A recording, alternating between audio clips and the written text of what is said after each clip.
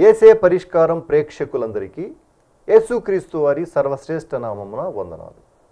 ప్రభువునందు ప్రియా దేవుని బిడ్డలారా, మీరందరూ బైబిల్తోనూ నోట్బుక్తోనూ సిద్ధపడి ఉంటే డాక్టర్ కారుపాటి శ్యాంసాగర్ గారు ప్రార్థన చేసి ఈ దినపు వాక్య పరిచర్య చేస్తారు. ప్రభువునందు ప్రియ దేవుని బిడ్డలారా, నేటి వాక్య ధ్యాన అంశం సోమరివాణి చేను. సోమరివాణి చేను అనగా సోమరివాణి పొలము. నేటి వాక్య ధ్యానాంశం కొరకు ప్రార్థించుకుందాం. మమ్మల్ని మిక్కిలిగా ప్రేమిస్తున్న మా ప్రియ తండ్రి, మీకు వందనాలు.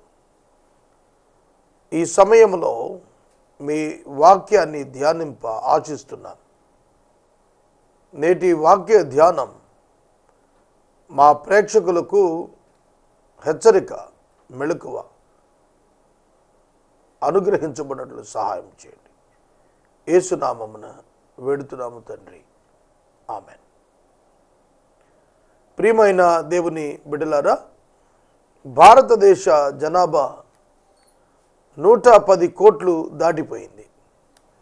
110 కోట్లు దాటిపోయింది. దారిద్ర్య రేఖ క్రింద అత్యధిక శాతం మిగిలిపోయింది. దారిద్ర్య రేఖ, below poverty line, BPL, below poverty line అత్యధిక శాతం ఉండిపోయారు. Purchasing capacity of individuals increased in India. భారతదేశంలో వ్యక్తిగత కొనుగోలు శక్తి, సామర్థ్యం పెరిగింది. సంతోషం. ఇది దేశం అయితే క్రైస్తవ సంఘం ఏమిటి? భారత క్రైస్తవ సంఘం 2%. పబ్లిక్గా అనౌన్స్డ్ స్టాటిస్టిక్స్ 2 to 4%. ఈ 2 నుండి 4% ఉన్న క్రైస్తవ సంఘం ఏ విధంగా అభివృద్ధిలో ఉంది అని చూస్తే చాలా బలహీనం. అందుకని we are called as minorities, అల్పసంఖ్యాకులం.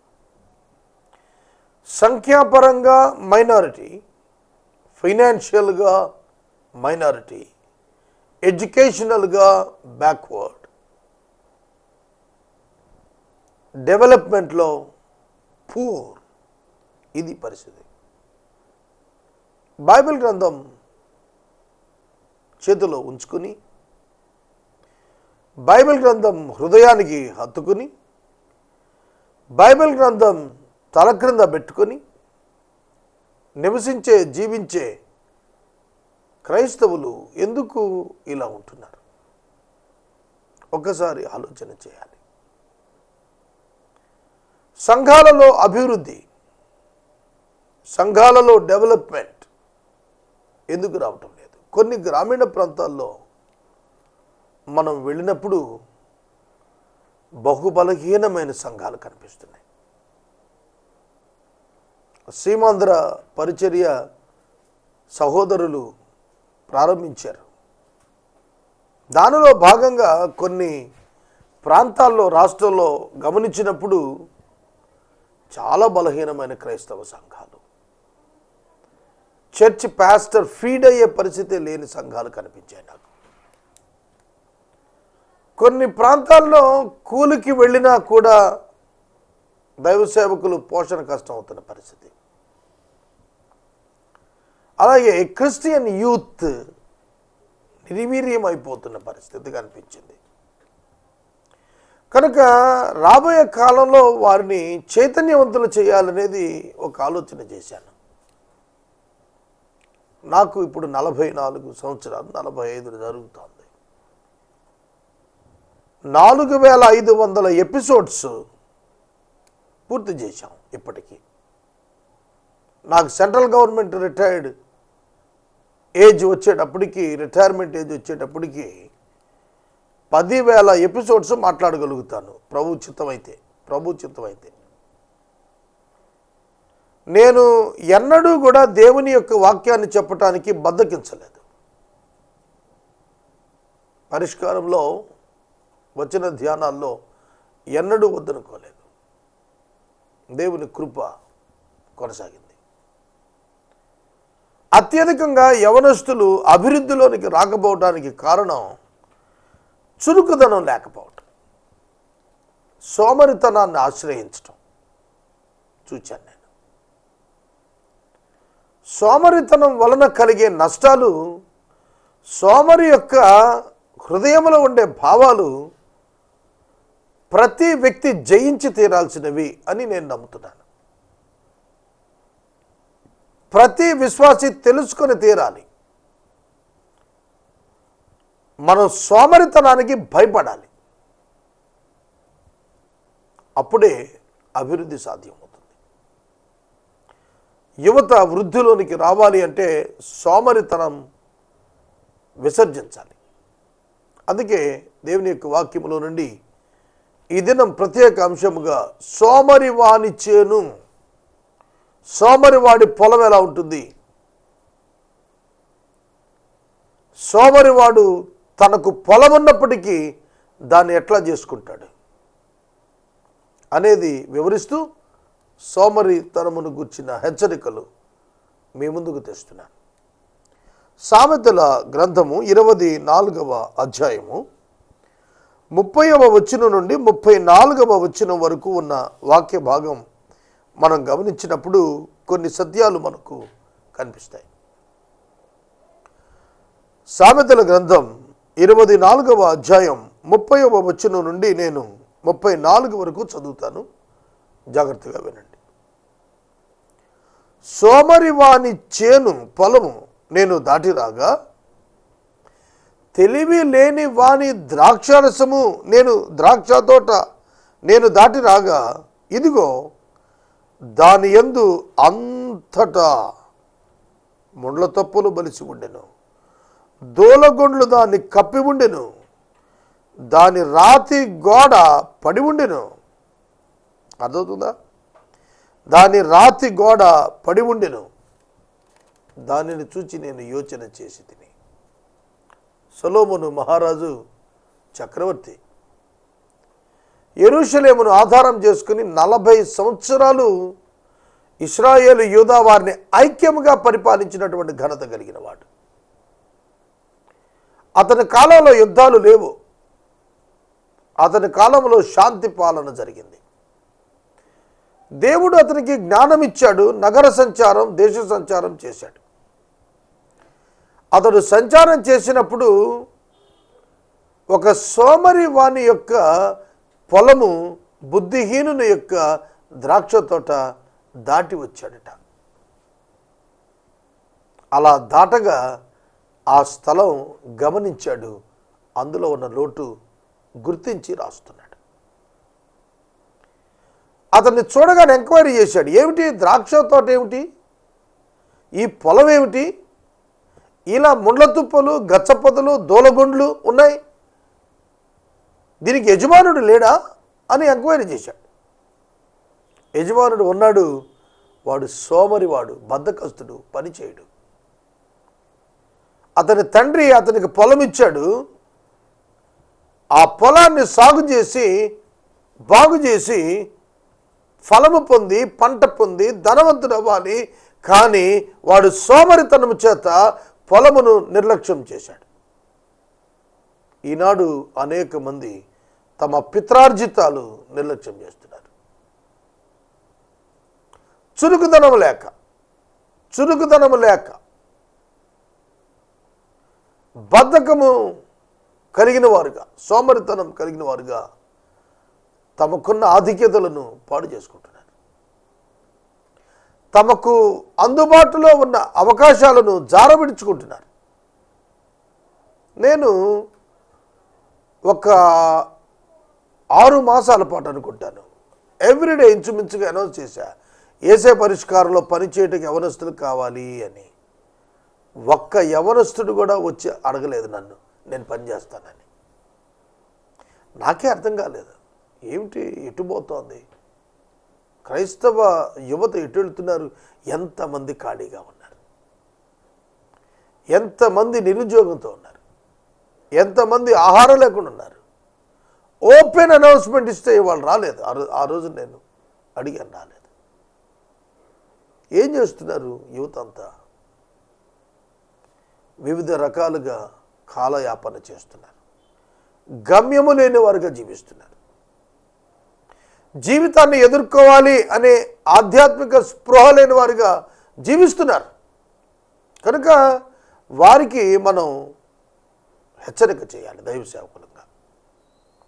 ఆ పొలం ఎలా ఉందట?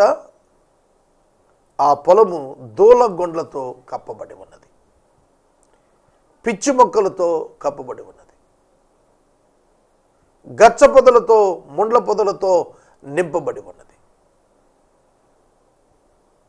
ఈ మాట గుర్తుపెట్టుకోండి. ఆ పొలము మన జీవితాన్ని సూచిస్తుంది. ఆ పొలము సోమరివాని చేను, సోమరివాని జీవితాన్ని రిప్రజెంట్ చేస్తోంది. బద్ధకస్తుడు బ్రతుకు దూలగొండ్లమయం, ముండ్ల తుప్పులమయం, గచ్చ పొదలమయం, నిరుపయోగం, తనకి నిరుపయోగం, ఇతరులకు నిరుపయోగంగా ఉంటుంది అతని యొక్క జీవితం. కారణము బద్ధకం, నిద్ర ఆసక్తి, తింటం పడుకోవటం, మరలా తింటాం మళ్ళా పడుకోవటం, ఈ మధ్య ఇంటర్వెల్లో కాలయాపన చేయటం. ఎవరులారా? దరిద్రము మీ మీదకు బలత్కారముగా వచ్చి ఒక బందిపోటు వలె వస్తుంది, ఒక రాబరర్గా వస్తుంది. జాగ్రత్త. ఈ వాక్యం మనకు హెచ్చరికను ఇస్తుంది. సోమరిపోతు తన పొలము చుట్టూతో ఉన్న గోడ పడిపోతే దాన్ని పట్టించుకోడు. గోడ ప్రొటెక్షన్ వాల్ లేకపోతే పొలము పాడు చేయటానికి రకరకాల జంతువులు అటాక్ చేస్తాయి. కనుక ప్రహారీ గోడ పడిపోయింది అని అంటే శ్రద్ధ లేనివాడుగా కనిపిస్తున్నాడు అతడు.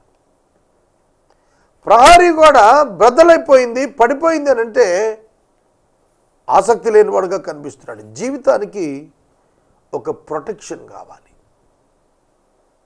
ఆ ప్రొటెక్షన్ నుండి పర్ఫెక్షన్కి ఎదుగుతాం. నేను సేవకు 24 సంవత్సరాలు.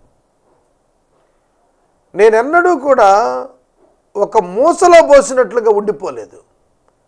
నిత్యము కదలాడుతున్న చురుగ్గానే ఉన్నాను. 21వ ఏట సేవకు వచ్చాను. ఇప్పుడు 44 సంవత్సరాలు, 24 ఏళ్లలో చురుకుదనంలో ఎక్కడా కూడా జాప్యాన్ని రానివ్వలేదు.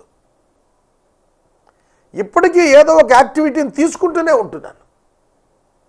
బరియల్ గ్రౌండ్ యాక్టివిటీ తీసుకున్నాను, ఒక వెహికల్ తీసుకున్నాను, మరలా చారిటబుల్ అంబులెన్స్ తీసుకున్నాను, మరలా సీమాంధ్రను పెట్టించాను, మరలా క్లాప్స్టర్స్ పెట్టించాను. Taking every time a new venture with a new challenge. నేను ఎవరిస్తులకు చెబుతుంటాను, అరే బాబు ఏమిటయా ఇట్లా ఖాళీగా ఉంటున్నారు, రండి కలిసి పనిచేద్దాం. ఎందుకు మనం చేస్తున్నాను అనగా, you need a protection wall for your life and for your future. లేకపోతే అది దారుణంగా ఉంటుంది, దారుణంగా మారిపోతుంది. జాగ్రత్త. ఈ సమయంలో నేను మనవి చేస్తున్నాను, ఇంకా కొంచెము నిద్ర, ఇంకా కొంచెము కునుకుపాటు, ఇంకా కొంచెము చేతులు ముడుచుకుందాం. దరిద్రత పరిగెత్తుకొని వస్తుంది. జాగ్రత్త యవనస్తులారా. నడి వయస్కులు సోమరిపోతులై గృహాల్లో ఉంటూ ఒకరు సంపాదిస్తే ఇంటెల్లపాది తింటూ దరిద్రం పరిగెత్తుకొస్తోంది, గుర్తుపట్టడం లేదు. చింపిరి గుడ్డలు ధరించే స్థితి వస్తోంది, గమనించుకోవటం లేదు. కారణం వారు అనవసరపు ఆందోళనలకు గురవటమే. ఆయుధస్తుడు నీ మీదకు వచ్చేటట్లుగా లేమి నీ మీదకు వచ్చేస్తుంది. దరిద్రత పరిగెత్తుకొస్తుంది, నడిచి రాదు, పరిగెత్తుకొస్తుంది. జాగ్రత్త. పేదరకం. నేను ఒక దినాన ఏలూరు నగరం అంతా తిరిగాను. 2006 సంవత్సరం డిసెంబర్ మాసం ముందు నగరం అంతా తిరిగాను. నాకు ఒక వికలాంగుడు కనిపించాడు. 2 చేతులు లేవు, ట్రైన్ యాక్సిడెంట్లో చేతులు పోయాయి. ఒక చెయ్యి సగం ఉంది, కొంచెం మోచేయి కిందకు ఉంది, మిగతా రెండో చెయ్యి లేదు. నేను అతన్ని అడిగాను, ఏం చేస్తావు బాబు? నేను స్వీట్స్ చేస్తాను అన్నాడు. నేను అతన్ని అడిగాను, నువ్వు ఇప్పుడేం చేస్తున్నాను? ఏం చేయలేక ఖాళీగా కూర్చున్నాను. అతని భార్యను పిలిచాను. మీరిద్దరూ కలిపి మళ్ళా స్వీట్స్ చేస్తారా అని అడిగాను. నాతో ధర్మ, శ్రీనివాస్ టీం అంతా ఉన్నా. చేస్తానన్నాడు. చేతులు లేవు, భార్య చేతులతో చేపించమన్నాను. ఇమీడియట్గా ఒక షుగరు, ఆయిల్, శనగపిండి తెప్పించాను. 25 కేజీలు 25 కేజీలు తెప్పించాను. వారికి ఇచ్చాను ఉచితంగా. They started their business. చాలా తక్కువ దినాలు 1500 ఎంత అయింది 2006లో. ఒక క్యాన్లో ఆ లడ్డూలు పెట్టుకుని తాను వెళుతున్నాడు. బిజినెస్ డెవలప్ అయింది. వారు వృద్ధిలోకి వచ్చారు. తర్వాత ఏమయ్యారు నాకు ఐడియా లేదు. ఒక వ్యక్తి తాను ఎన్నడూ కూడా నేను పనికిరాను అని అనుకోకూడదు. దేవుడు మనలను పనికిరాని వారుగా చేయలేదు, పనికి వచ్చేవారుగా చేశాడు. బలహీనంగా చేయలేదు, బలము కలిగిన వారుగా చేశాడు. యవనస్తులారా, మీరు బలవంతులు, మీరు జయించి ఉన్నారని చెబుతున్నాడు. నేటి యువత, సామర్థ్యం కలిగిన యువత నిర్వీర్యమైపోతోంది. కారణము బద్ధకము, సోమరిపోతుతనము. ఆయుధం కలిగిన వాడు మీదకు వచ్చినట్లుగా లేమి తరుముకొస్తుంది, జాగ్రత్త. దరిద్రం పరిగెత్తుకొస్తుంది, జాగ్రత్త. యవనస్తులారా, మీరు బద్ధకాన్ని వేడండి. బద్ధకము, సోమరితనం నీ జీవితాన్ని నాశనం చేస్తుంది. చింపిరి బట్టలు ధరించాల్సి వస్తుంది, జాగ్రత్త. తరువాత సామెతల గ్రంథం 10వ అధ్యాయం 26వ వచనంలో రాశాడు, సోమరివాడట ఎవరైనా దయదలిచి జాయదలిచి ఒక పనిలో పెట్టారనుకోండి, వాడిని తీసుకెళ్ళి ఎలా అయిపోతాడో తెలుసా? ఆ కన్నులకు పొగ వంటి వాడిగా మారుతాడట. ఒక బద్ధకస్తుని తెచ్చి పనిలో పెట్టుకుంటే ఏమవుతుందో తెలుసా? కంటికి పొగలాగా అవుతాడట. నేను ఒక అతన్ని కష్టాలు పడుతున్నాడని ఎవరో చెబితే దగ్గరుండి తీసుకొచ్చుకున్నాను. ఇల్లు ఇచ్చాను, వాహనం ఇచ్చాను, అన్నీ ఇచ్చాను. చిన్న పని చెప్పాను. ఎప్పుడు అడిగినా నిద్రపోతూనే ఉన్నాడు. ఎప్పుడు చూసినా ఇంటిలోనే ఉండేవాడు. ఎన్నడూ బయటికి వెళ్ళేవాడు కాదు, పని చేసేవాడు కాదు, వంకలు చెప్తుండేవాడు. నేను అతన్ని జాలి తలిచి పనిచ్చినందున ఆ సోమరివాడు నా కంటికి పొగలా తయారయ్యాడు. ఎంతసేపు భరించగలుగుతాను? చాలా కాలం క్రితం ఒక యవనస్తుడు, వివాహం కాని వ్యక్తి వచ్చాడు నా దగ్గరికి. పగలు ప్రార్థన చేస్తుండేవాడు, రాత్రంతా నిద్రపోతుండేవాడు, పనికి వెళ్ళేవాడు కాదు. ఎంతకాలం భరిస్తాను? ఇప్పటికీ అతను అలాగే ఉన్నాడు. నేను చెబుతోంది 10-14 సంవత్సరాల క్రితం మాట. ఇప్పటికీ అదే దరిద్రత, ఇప్పటికీ అదే దారిద్ర్యం, భావదారిద్ర్యం. ఎంత భయంకరం! జీవితాలు ఎదగలేదు. కారణము, ఎవరు పని ఇప్పించినా ఆ బద్ధకం పనిలో చూపించేటప్పటికి పనిలో పెట్టుకున్న వాడికి కంటికి పొగలాగా తయారవుతున్నారు. యోసేపు యవనస్తుడు, ఫొతేఫరు ఇంట ఉంటే ఫొతేఫరు హ్యాపీగా నిద్రపోయాడు. యోసేపు 17 సంవత్సరాల నుంచి 30 సంవత్సరాలు వచ్చే లోపల అద్భుతంగా ఇల్లంతా కూడా చక్కబెట్టేశాడు. ఫరో ఇల్లు చక్కబెట్టడం నేర్చుకున్నాడు కనుక, ఆ ఫొతేఫరు ఇల్లు చక్కబెట్టడం నేర్చుకున్నాడు కనుక, బద్ధకస్తుడిగా లేడు కనుక దేవుడు ఫరో ఇంటిని అతని చేతికి అప్పగించాడు. అర్థమవుతుంది? బద్ధకస్తులు నాశనం అవుతారు. యాక్టివ్గా ఉంటూ నేర్చుకుంటే మరింత పైకి వెళ్ళిపోతుంటారు. నాకు తెలిసిన వ్యక్తి ఒక ఆయన ఉన్నాడు, 85 సంవత్సరాలు. అతను ఇవాళకి సైకిల్తో యవనస్తులతో పోటీ పడుతున్నాడు పనిచేయటంలో. ఎంత ఆశ్చర్యం! సోమరితనం విడవండి యవనస్తులారా. తర్వాత సోమరితనం సామెతల గ్రంథం 12:24లో సోమరి వెట్టి పనులు చేయాల్సి వస్తుంది. సోమరి వెట్టి పనులు చేయాల్సి వస్తుంది. వెట్టి పనులు అంటే కూలి పనులు, మోత పనులు చేయాల్సి వస్తుంది. ఒక ఉద్యోగి ఉన్నాడు, ప్రభుత్వ ఉద్యోగి ఉన్నాడు. ఆయనకు 3 కుమారులు.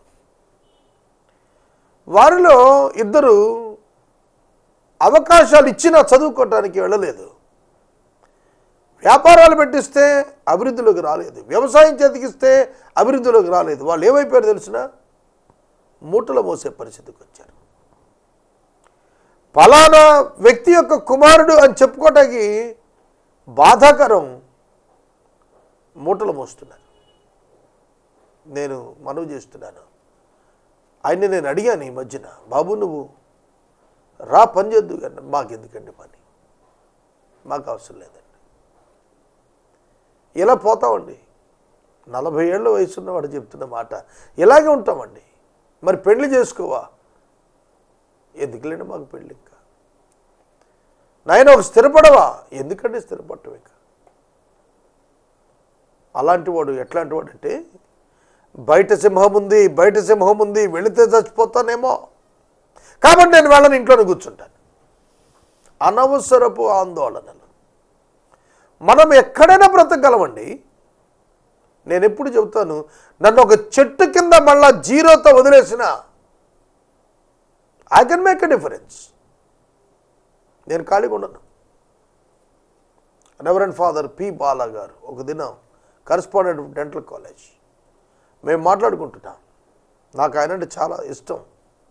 ఎ వెరీ గుడ్ వర్కర్, సమాజం పట్ల మంచి తలంపులు ఉన్న వ్యక్తి. ఆయనతో మాట్లాడుతుంటే ఆయన చెప్పాడు, సాగర్ గారు నన్ను ఎక్కడ వేసినా దేశంలో ఎక్కడ పెట్టండి, I will make a difference. నేను వ్యత్యాసం చూపించగలుగుతాను అన్నాడు. ఆయన షెడ్యూల్ చూస్తే నాకు ఆశ్చర్యం కలుగుతుంది. ఎప్పుడు నిద్రపోతాడు ఈయన అనిపిస్తుంది. నిన్నటి దినం ఒక ఆయన చెప్తున్నాడు, ఎప్పుడు ఫోన్ చేసినా ఇమ్మీడియట్గా లిఫ్ట్ చేసి మాట్లాడతారు. ప్రియమైన దేవుని బిడ్డలారా, ఒక వ్యక్తి అభివృద్ధి చెందాలంటే సోమరితనం విడిచిపెట్టాలి, బద్ధకాన్ని విడిచిపెట్టాలి, జాగ్రత్తగా ఉండాలి, మెళకువగా ఉండాలి, యాక్టివ్గా ఉండాలి, చురుగ్గా ఉండాలి. అలా లేకపోతే ఆయుధం తరిమినట్టుగా, ఆయుధం కలిగిన వాడు తరిమినట్టుగా లేమి తరిమిస్తుంది. జాగ్రత్త. సోమరి వాడు వెట్టి పనులు చేయాల్సి వస్తుంది. ఒకే తరగతిలో కూర్చున్నారు, ఒకే బెంచ్లో కూర్చున్నారు. ఒకడు ఐఐటి ఇంజనీర్ అవుతున్నాడు, ఇంకొకడు జామకాయల బండి దోస్తున్నాడు. కారణం ఏమిటి? అవకాశాలు అంటారు చాలామంది. కాదు, ఏ అవకాశాలుంటే 30 రూపాయలు కూలికి వచ్చిన వాడు బొంబాయి పట్టణాన్ని ఏలి ఈ దినం భారతదేశంలో అతి ధనవంతుడిగా పేరుగాంచాడు అంబానీ కుటుంబం. కనుక అవకాశాలు కాదు, నీ బద్ధకం వదలాలి, నీ చురుకుదనం పెరగాలి, నీ వివేకం వర్ధిల్లాలి, నీ జ్ఞానము ఇనుమడింపాలి. అప్పుడే నీ జీవితంలో పైకి వస్తావు, లేకపోతే రావు. కొంతమంది నాకు చాలా ఆశ్చర్యం కదా, అసహ్యం కూడా పుట్టింది. ఒక ఆయన మాట్లాడుతుంటే, ఏముందండి మా నాన్న 1 కోటి ఇచ్చాడు, మా ఆవిడ ఒక 2 కోట్లు తెస్తుంది, 3 కోట్లు చాలమంటారా నాకు 30 ఏళ్ళ కన్నా అడిగాడు. నేను సిగ్గుతో తలంచుకున్నాను అట్లాంటి వాడితో మాట్లాడినందుకు. ఈయన కట్ట వాళ్ళ తండ్రి 1 కోటి ఇస్తాడట, భార్య 2 కోట్లు తెస్తుందట, కూర్చొని తినేస్తాడట. దరిద్రము పరిగెత్తుకొని వస్తుంది. తరువాత సోమరి వాని మార్గం ఎట్లుంటుందో తెలుసా? ముళ్ళ కంచె. No clarity in it. ఎటెల్లాలో అర్థం కాదు, కన్ఫ్యూజన్ ఉంటుంది. కనుక సోమరితనం విడిచిపెడదాం. సోమరి వాడట పాత్రలో చేయి ఉంచుతాడు కానీ దాన్ని తీసుకుని నోటి వరకు తేడట. ఎంత దారుణం! పాత్రలో చేయి ఉంచుతాడు, వ్యాపారం పెడతాడు కానీ పని చేయడు, క్లోజ్ చేసేస్తాడు. ఏదైనా ప్రారంభిస్తాడు, పాత్రలో చేయి ఉంచుతాడు కానీ నోటి వరకు తెచ్చుకోడు, నాశనం చేసుకుంటూ ఉంటాడు. ఎంత దారుణం! కారణం సోమరితనం. చాలా మంచి ఉద్దేశం, చాలా చక్కగా పెడతాడు, కానీ దాన్ని కంటిన్యూ చేయడు, దాన్ని అభివృద్ధిలోకి తీసుకురాడు, దాన్ని డెవలప్ చేసుకోడు, దాన్ని రీచ్ అవ్వడు, అలా ఖాళీ కూర్చుంటాడు. ఇట్లాంటి వాళ్ళు చాలామంది తగిలేరు.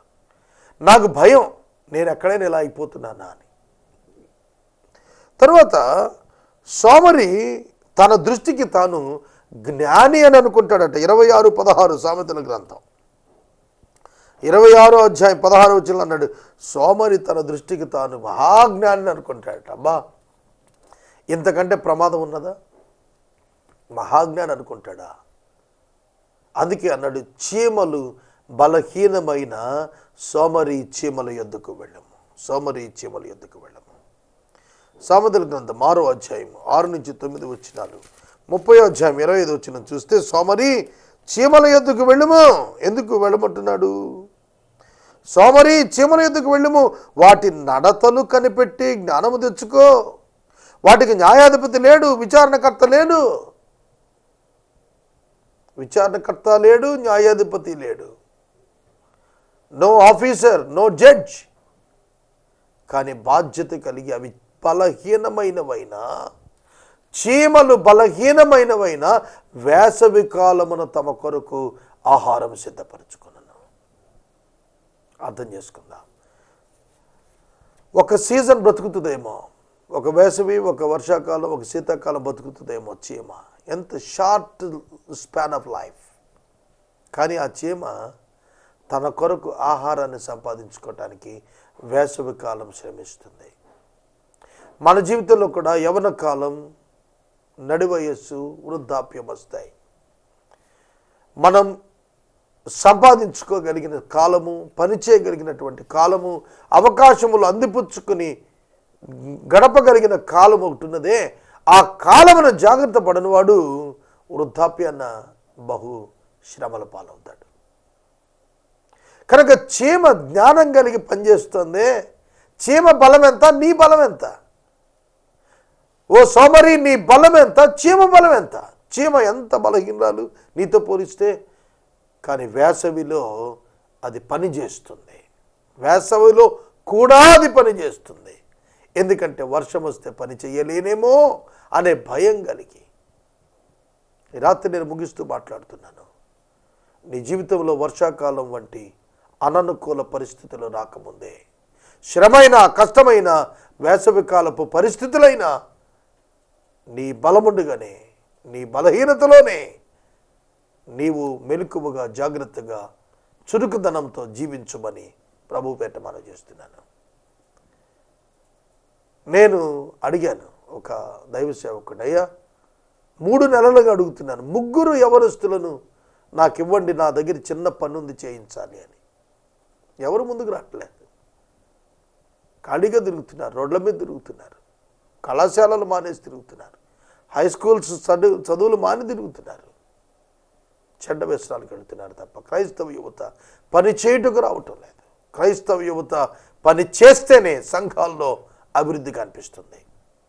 ప్రార్థన చేసుకుందాం. మనము ఇంతవరకు డాక్టర్ కారుపాటి శ్యామ్ సాగర్ గారి ద్వారా ప్రత్యేక వర్తమానాలు విన్నాము. ఈ కార్యక్రమం ద్వారా మీరు పొందుకున్న ఆత్మీయ మేలులు ఒక ఉత్తరం ద్వారా మాకు తెలియచేయండి.